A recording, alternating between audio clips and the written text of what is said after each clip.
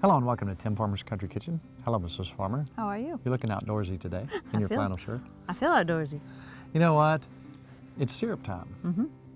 You know, when we took stock of our farm here and we were taking the ash trees down, we found all these maple trees. Not that we're going to do it. That's now, right. we did this several years ago, several years ago, and it's time to reboot. So today, we're going to show you the actual process of gathering the sap. Now, the one thing we'll talk about when we're doing that, we can look into the woods and see our bags hanging. Right. We know how much we've got. So today we have several steps. We've got a couple good recipes for you because, you know, March Madness is right around the corner. There's Super Bowl.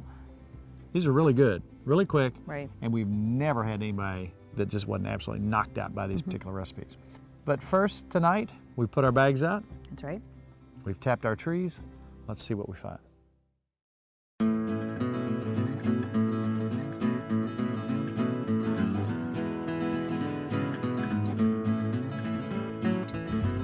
Look at that, Mrs. Farmer. Look at that drip. That's amazing. Isn't that amazing? Now, one thing I found out that I like about these bags, now some people use milk jugs, some people use 5-gallon buckets with tubing, so on and so forth. I can stand up on that hill there and I can see 11 bags over here and I can see exactly how much is in each bag. So this is a 3-gallon bag. That's unbelievable. From a day? You know, that's almost 2 gallons right there. I can look over there and say there's a gallon, there's 2 gallons. So I can say, in this little stand of wood here, I got 10 gallons. You just hung this yesterday. This was just hung yesterday. Is that not unbelievable? Cool? So that's the one thing I really like about these particular bags. What we want to do is show you how to do this on your own property on a limited scale. We're not going to try to make 60 gallons of syrup. We're going to try to make a couple quarts. So no presents this year, just no for presents, us. Okay. Unless they're like in thimbles. But we don't need a whole lot of syrup, but we did a very small batch the other day and it ended up really good. It was good. Now we did kind of 2 controlled batches, and what we found out is if you go too long, you're going to end up with candy. Yeah, and you like that too. It's good. You I ate mean, the it's sugar, and candy. you can kind of break that up and it's almost like brown sugar. So they did different things back in the day. Some people wanted the sugar, some people, and you can carry that with you and use it for a natural sweetener, or you can make syrup. Now, here's the thing about syrup that you buy in the store, and they got us the other day, all natural maple syrup. Mm-hmm. We get home and look at it, the all natural is all natural corn syrup, all natural brown sugar, all natural, duh. Yeah. There is no syrup in it. Maple extract, almond extract, sometimes some vanilla extract, whatever. If you go to buy maple syrup, pure maple syrup, you know what the ingredients are? 100% maple syrup. Sap. Boiled down, reduced into syrup. We want to make this as simple as possible. When we do this boil down process, it's a fairly long process. So we're going to take this, dump it down, and we're going to cook it over propane. You can do it a small batch on your stove. You don't want to do that too much. You're going to have a sticky, sugary substance that will get on your ceiling and walls. You don't want that if you're going to do a lot. But you can do a small batch in your house if you want to get like 2 cups, so on and so forth. So let's gather some of this. This is, again, one day. Jeez. So let's gather the big bags, take them to the cabin where it's nice and cool, set those inside, and we'll boil it down the next couple days. Right. Is that not cool? It is neat.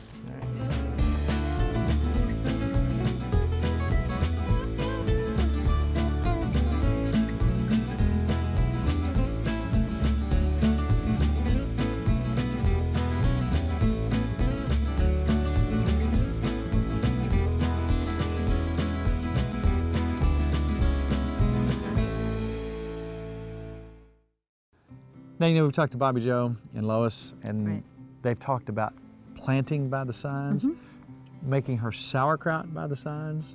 She swears by it. Oh, let me tell you what, there's something to it. Right. I don't exactly know what it is, but it works. It has to do with the moon and the signs and the stars. And in a little while, we're going to talk about planting by the signs. Interesting. So we got a visitor, Mr. Phil Case is going to stop by, and he's got some good information on planting by the signs. But first, we've got our syrup. We gathered it up, we brought it up here, and now we're going to take just the straight bags, and we're going to take a piece of cheesecloth and just do a kind of a early filter. Right. Put some cheesecloth over there and pour it directly into a pan and get that going. So now the old smokehouse over here has turned out to have more than one use. You take your turkey cooker, the base of it. That's right. Put it in there, crank it up. Fit perfect. It fit perfect. So we take a food service tray, I guess you would call it, that you use in your catering, so on and so forth. You set that in there. So anyhow, we're going to pour that off and get it to a boil. We got 4 gallons there. When it gets 7 degrees, above when it starts to boil. It was 209 degrees here when it started to boil. What we're going to do, we're going to go from a bigger pan to a smaller pan to a smaller pan. I want to keep that at about 2 inches in the bottom. Okay, and it gets sweeter and sweeter, right? It gets sweeter and sweeter. You know how we did it the other day. So at 216 at the end, when we know we're about there, we pour it off and we got syrup. So we hope to get, and what we've been breaking it down is about a cup and a half, hopefully. Right. Now, the consistency of true maple syrup is not that really, really thick stuff that you get in the store. It's really, really thick. You have to sit there and wait on it to pour out. It's so thick. So they've reduced down sugar, brown sugar, probably corn syrup, and then they even add thickeners, and when it comes out, it's that really drippy stuff, and it has this real intense maple syrup flavor. It's probably maple syrup extract. Right. So what we have here is a way runnier product, but the taste is excellent. Now, on a nice sunny day like today, it makes you think about maybe planting some plants. Yeah. And a lot of people get excited about gardening. But before you do, it's supposed to snow. Before you do, you might want to check with your farmer's almanac. Or in our case, Phil Case. He's going to come over and visit and talk about planting by the signs. I know nothing about this, but I'm starting to learn and I'm getting excited. Here's Mr. Phil Case.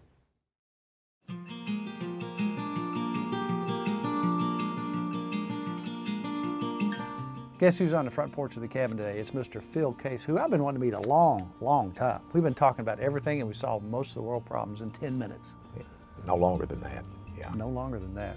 You know what, for years people have been asking me, Tim, you need to have somebody talk about planting by the signs. I mean, everything from planting your garden to separating your calves from their mothers.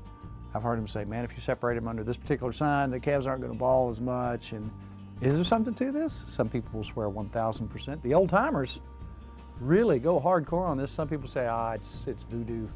What do you think? Obviously, I think there's something to it.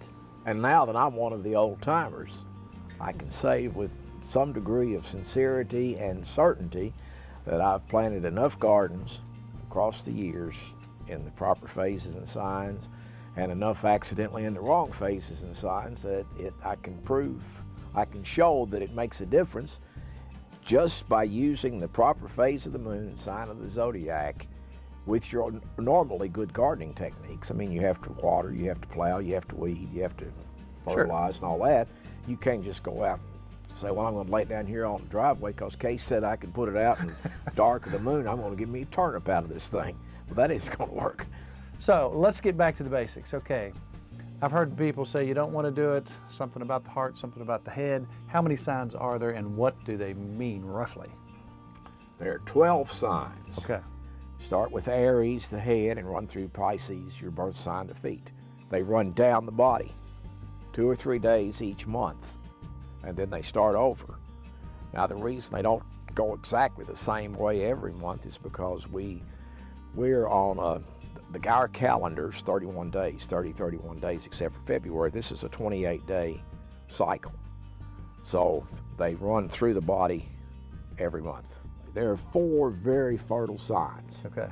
And I remember it by signs, plant, thick, crops. Scorpio, the sign, plant, Pisces, the feet, thick, Taurus, the neck, and crops, Cancer, the breast. Those are the 4 most fertile signs. That's when you want to plant, when the sign is in one of those. How do you find that out? Well, it's in the almanac. What sign rules on what day? Aries and Leo, that's the head and the heart. They are the killing signs. Don't ask me why. I don't know the answer to that. I don't know that anybody knows the answer.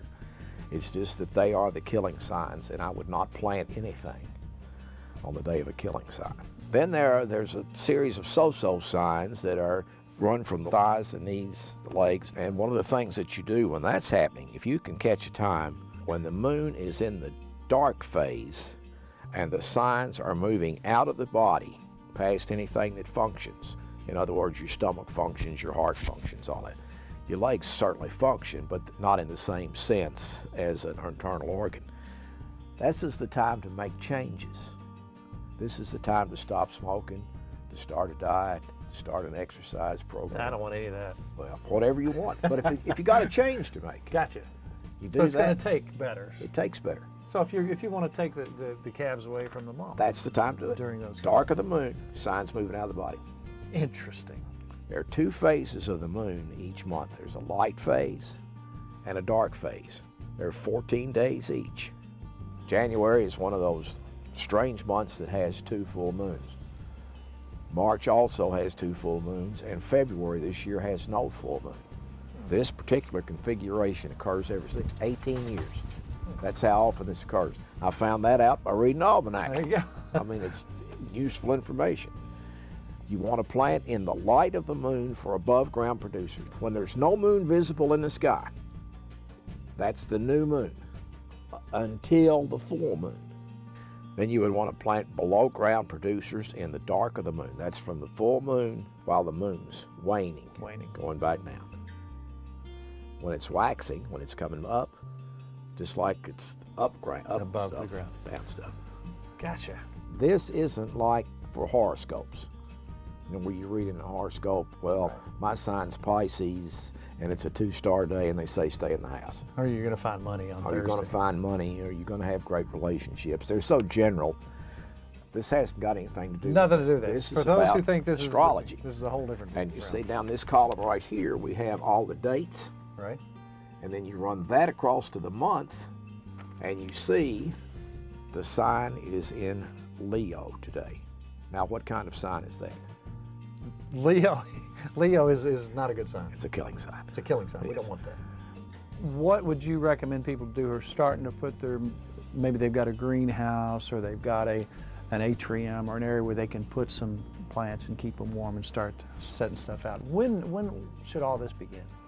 Depends on what the plant is.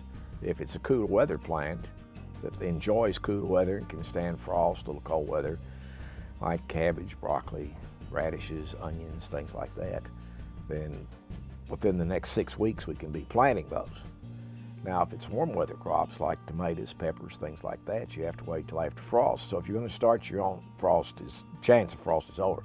So if you're going to start your own plants, you want to wait to be about 6 weeks out till you put them, ready to put them in the ground. My friend and my yard associate, Mr. Ron Osborne, commonly known as Oz, who helps me with the yard and everything. We rented a heavy tiller, not a lightweight tiller. Gotcha.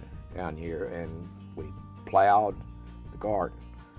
Now, adherents to this system say, and it's true, you can plow the ground in January or February if it's wet, like it is today. You know how squishy it was walking up here. Normally you would say that's not a good idea because it's going to get cloddy. January or February you can plow, and the water, Mr. Van Meter said, can follow you down the furrow if you're plowing with a tractor. And that ground will not get hard or clod up. But if you wait till March. So listen, I'm taking all this in. January, February. Yes, sir. All right. January, February. I'm not hooking my plow up in March. I'm going early No, this year. if you hook your plow up in March, you better wait till the ground's dry to plow. When did you first start delving into this, and when did you first start talking to folks about this? When did you start thinking or seeing the effects of this thing and said, hey, this thing works? When I came to Franklin County in the fall of 1969 to be the student pastor at the Bridgeport Christian Church, which by golly, right just over over the hill, yeah. was a gentleman in my church by the name of Buford Van Meter. He did everything by the phases of the moon, signs of the zodiac. He planted tobacco, everything. They cut tobacco in the proper phases. They did not do anything without this. The church had a parsonage. My wife and I lived there. It had a great gardening spot. First year, I put out a garden because I loved it. And then I noticed Mr. Van Meter's garden was better than mine. That's how I started. And I said, why is your garden better than mine? And he said, I'll tell you, preacher, this is why. I plant by the phases of the moon and signs of the zodiac. I said, oh, that's crazy. You plant in the ground, you don't plant in the moon. He said, I'll tell you what, next year in your garden, I'm going to show you. Because you're going to plant when I tell you to plant. I was 22 years old then, probably 23 the year I did that garden, and I'm 70 now, so for nearly half a century I've been doing it. My column's in the State Journal every week. I'm going to post it on my Facebook page, which you'll have the address for it. Tells you what to plant when. But if you can follow it, it'll just increase your yield. I have enjoyed this much more than you know, and I want to thank you so much for coming out and visiting. And I want to have you again if that's That's fine. It's fine. This is wonderful. I love it. I love talking about it. I love converts. I'm glad you've converted. I have people all the time say to me, I don't know if I believe in that. A lot of people think it's voodoo, hooty doody. Oh, yes. You know. Yes. Yeah, it's not. I think, and you're a religious man. Yeah. I mean, you're not, casting spells on me, I hope. No, I'm not. But the thing is, we can learn something from everybody. Sure. And I have had too many old timers tell me this stuff works, and I'm going to start paying a whole lot more attention to it. Why would you not want your garden to be the best that it can be if all it takes is picking the day you plant it? I can do that, and I will do that. And I'm going to pick your noggin again. I'm ready for it anytime. Thank you, Phil. Thank you, Steve.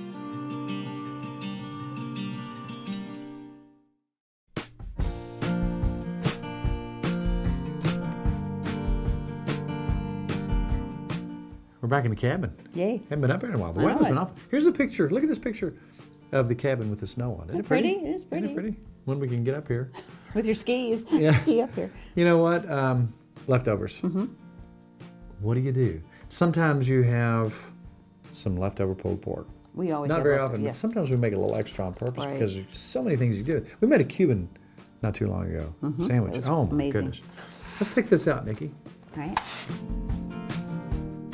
Now, there's a million things you can do with pulled pork. You can make a good soup. But you know what? Being that sports is going crazy right now, Right. March Madness, I'm sure the Cats are going to find what they needed. That's right. That game the other night, they looked good. They looked That's right. tough. That's right. So you need a snack Go when next Cats. time you watch. All right, so anyhow, we've got this leftover pork. Now, when it sits in the refrigerator, it tightens up. You know, Right. this was falling off the bone, but this is one we didn't use, and we wanted this for these particular two recipes. So I tell you what we're going to do. We're going to take a little crock pot, and we'll go ahead and get it warmed up. So what we're going to do is she's going to carve this up, being that, again, it's been sitting in the refrigerator, so it's hardened up. We're going to take this. You want a big double handful. We're going to take that double handful. We're going to put it in the crock pot. And we really don't measure anything. We're going to use that much salsa. From there, we're going to take some black beans, and I'm going to say maybe about 8 or 10 ounces of black beans, some corn. Yum. You see where we're Yeah, going here? I like it. Now you could do frozen corn, you could do fresh corn, whatever you want to do. We're going to take some taco seasoning. You can see what I'm doing? Yeah, See what I'm doing? sounds good. 2 tablespoons. We're going to mix all it up. I'm going to come back with a little bit of cumin because I really like that. We're going to take some lime. We're going to squeeze some lime in there. We're going to take some jalapeno peppers. We're going to take some cilantro.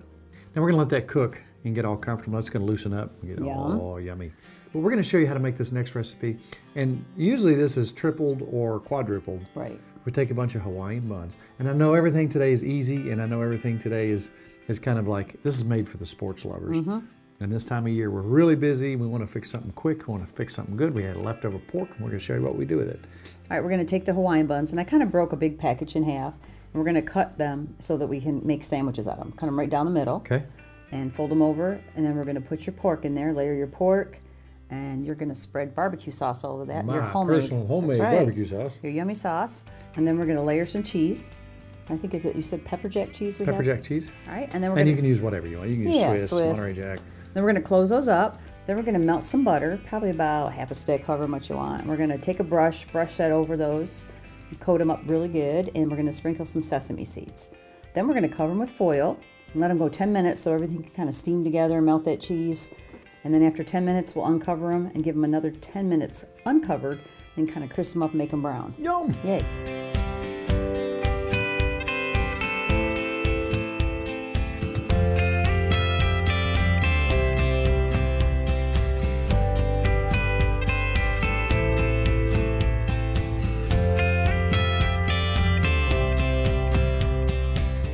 I don't even know where to start. It looks so You know what delicious. though? I've been smelling that dip. It's out of control. That looks really good. I'll put me a little. And why do I always want to say cilantro? Because you say it. I know. You say cilantro. whatever. Got a little cilantro on there. What a great way to use your pork. Really good. All right, I want all that. You can't have any more. I can sit in front of the TV and just eat this all night and watch a good show. That's really good. Good job. Now looky here. We got sliders. Yum. Wow. Hawaiian buns. You can't go wrong with a Hawaiian bun on there. Wow. So you got your friends coming over, and they're looking at this stuff and they're saying, wow, you spent a lot of time. You say, yes, we did. That pulled pork was 12, 13 That's hours. true. 2 days ago. That's right. But you know what? Really, seriously, the things that you can do with leftovers are wonderful. Yes. And again, we've been running around like crazy. The farm's getting crazy. The weather's bad. Yeah. We're cooking syrup down like crazy. And a lot of times you want something quick. All right, let's finish this up. Let's take a bite so we can go check our syrup. Now what we're gonna do, the next step, I checked a minute ago, it's been several hours. Right. It's almost down to that 2-inch mark. When it gets down to the 2-inch mark, I'm gonna trade it out into this pan. When it gets down to 2 inches there, I may go one step smaller. And when it gets down to the point where I know we're looking at 2 cups or so, I'm gonna start getting it up to around that point where it needs to be. I'm gonna pour it off. We're gonna filter it one last time through a coffee filter. Okay. And again, this is just the Farmer Joe way to do it. After that, you have wonderful maple syrup. It's already getting sweet. You know how it is. Yeah. It's starting to get sweet. It's better and We'll better. check it here in a minute. Let's take it in the bite.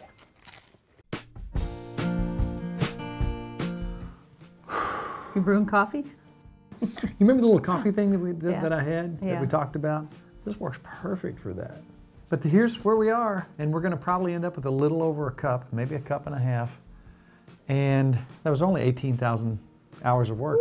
So we've had several recipes a day for the sports fan and stuff Right. that's just quick carbs. You got to work, you got to Right. get something done. You want something good. Where would you go to find stuff like that?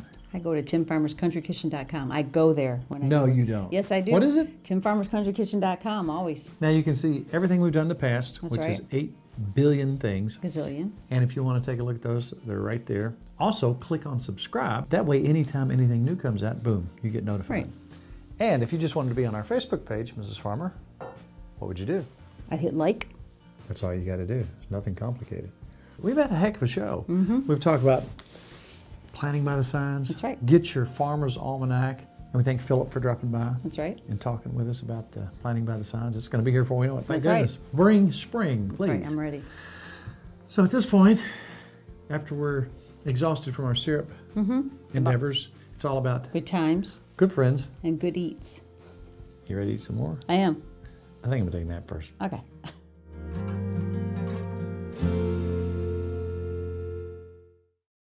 To order a cookbook, please call 502-319-0487 or email timfarmerck@gmail.com.